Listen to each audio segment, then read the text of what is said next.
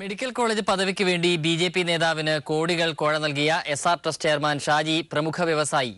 Medical കോളേജിന് പുറമെ nursing കോളേജുകളും പെട്രോൾ പമ്പുകളും ഉൾപ്പെടെ നിരവധി സ്ഥാപനങ്ങളാണ് വർക്കല സ്വദേശി ഷാജിക്ക് ഉള്ളത്.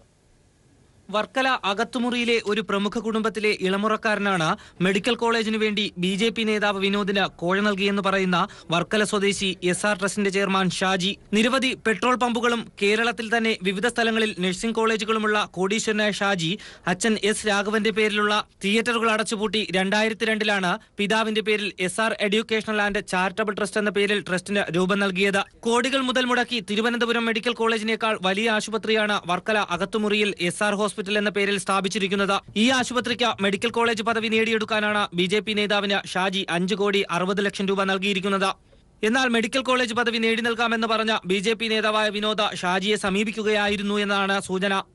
ബിസിനസ്സുകാരനായ ഷാജിക്ക് ബി.ഡി.ജെ.എസ്. നേതാക്കളുമായും അടുത്ത ബന്ധമുണ്ട്. എസ്.എൻ.ഡി.പി. നേതാവ് വെള്ളാപ്പള്ളി നടേശന്റെ ബന്ധു കൂടിയാണ് എസ്.ആർ. Trust chairman Shaji. കേരളത്തിൽ തന്നെ കോടിക്കണക്കിന് രൂപയുടെ ഭൂമിയിടപാടുകളും ഇയാൾക്കുണ്ട്. വിവിധയിടങ്ങളിൽ ഫ്ളാറ്റുകളും വീടുകളുമുള്ള ഷാജി ഇപ്പോൾ തിരുവനന്തപുരം പട്ടത്ത് മരപ്പാലത്താണ് താമസിക്കുന്നത്.